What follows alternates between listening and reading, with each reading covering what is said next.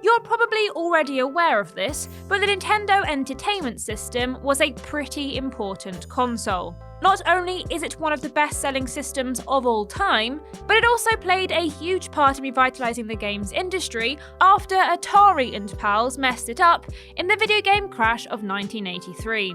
The Legend of Zelda, Metroid, Castlevania, Mega Man, and Final Fantasy all started life on the NES. And while Mario had made appearances prior to Super Mario Bros., that game represented his evolution into the mushroom-chasing, Goomba-stomping hero we know and love today. However, if you've paid attention to the title of this video, you'll know that we're not interested in any of those games for now. They're all just a bit common, you know? We're in the market for something a bit more exotic, something rare and mysterious, something for a connoisseur, the hidden gem, if you will. So, prepare for a journey through the shadowy corners of the NES video game library and allow us to dust off some great titles that may have escaped your notice. You might have already played them, or they might be brand new to you, but either way, we hope you enjoy their day in the limelight. I'm Ashton from Triple Jump, and here are 10 hidden gems for the NES. Number 10, Clash at Demonhead.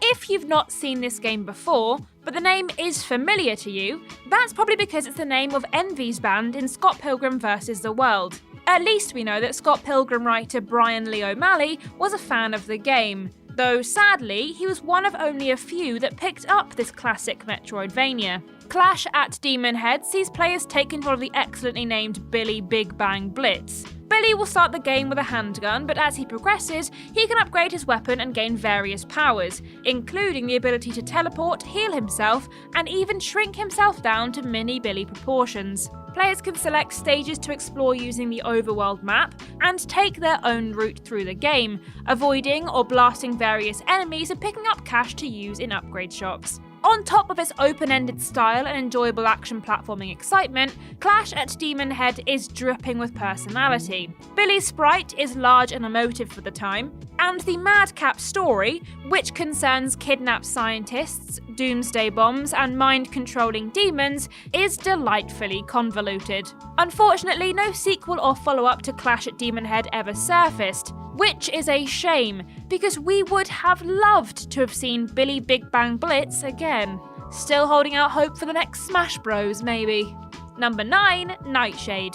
Our next game is set in the bustling municipality of Metro City, and follows the rise of a fledgling superhero named Nightshade, who is looking to fill the heroic shoes of the city's former protector. In Nightshade, an action game crossed with a traditional graphic adventure, you control this would-be saviour. Graphic adventures were far more common on home computers at the time, making Nightshade a bit of an oddity, but the point-and-click style gameplay is handled well on Nintendo's console. Players control Nightshade directly during fights and exploration, but can also bring up a cursor to investigate the environment, adventure game style. This interesting mix of gameplay, along with Nightshade's writing, dark yet comedic tone, and visuals that do a good job of representing Metro City's ambience, make for a unique and compelling experience. Players also need to keep an eye on Nightshade's popularity meter. If it's too low, he won't be allowed to access certain parts of the city, although the shady outfit probably doesn't help that, to be fair. Oh, and did you know that not all plants in the Nightshade family are toxic? The tomato, for example, is in the Nightshade plant family. Speaking of which... Number 8, Princess Tomato in the Salad Kingdom. Have you ever looked out of the window at your vegetable patch and wondered whether the produce being grown there have their own medieval fantasy-style society? Well, astonishingly, you're not alone, as someone at Hudson Soft back in the late 80s apparently did just that. The result was Princess Tomato in the Salad Kingdom, an NES hidden gem that's unusual not only for its premise, but also its genre. The game is an illustrated text adventure and, by most accounts, is a rather compelling one. Players take on the role of the valiant Sir Cucumber, who embarks on a quest in the name of the late King Broccoli to save Princess Tomato from the nefarious Minister Pumpkin. I know that games translated from Japanese can often be accused of using word salad titles, but this is ridiculous. Mostly consisting of still screens with a number of buttons that players can use to interact and continue the story, Princess Tomato in the Salad Kingdom provides a light-hearted and satisfying graphic adventure for those willing to try something a bit different. It might put you off your side salad though. Did that crouton just look at me? Number 7. The Magic of Scheherazade. Now, I don't think it's unfair to say that most NES-owning 80s and 90s kids would have had trouble pronouncing the title of this 1987 action RPG. That is, unless they paid very close attention to the Genie song in Aladdin. Either way, the game probably would have struggled to gain much momentum via word of mouth. Based on the Middle Eastern mythology, The Magic of Scheherazade offered NES owners an adventure that looked and sounded great, and mixed real-time and turn-based combat to interesting effect. In the game, players journey through time to rescue Princess Scheherazade from the clutches of an evil wizard. The protagonist will learn new spells as he explores various worlds and time periods, slowly piecing together lost memories until he becomes powerful enough to face his ultimate foe. While exploring, players will take on enemies in real time, but while travelling between maps, turn-based battles can occur, in which one or two allies can get involved in the action. Some reviewers at the time criticised The Magic of Scheherazade for trying too much, but if you're intrigued by the mix of gameplay styles and fancy being whisked away to another Arabian Night, then this could be the hidden gem for you.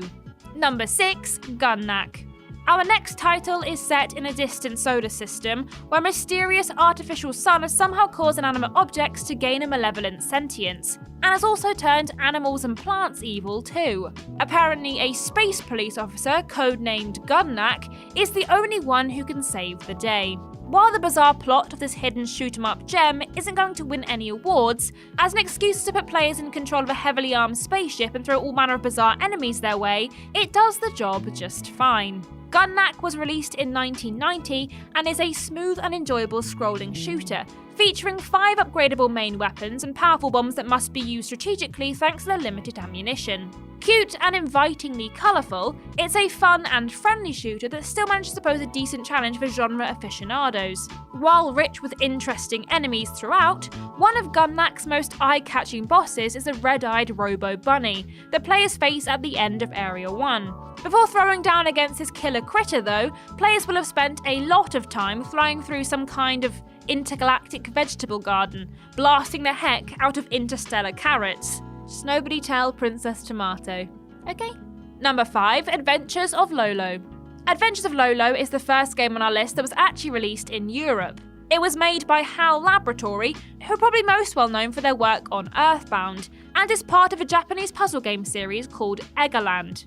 The game follows blue blob thing Lolo on a quest to save the Princess Lala, a pink blob thing, and takes the form of a series of single-screen maps. Each map contains a number of hearts, a chest, and a smattering of enemies and obstacles. Lolo's goal is to collect all the hearts, open the chest, and claim the key that allows him to move on to the next screen.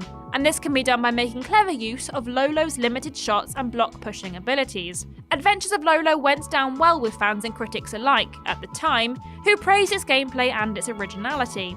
The game even spawned 2 sequels, but despite this early success, Lolo and Lala have mostly fallen off the radar today. Well, unless you count the identical-looking Lo and La bosses from the Kirby series.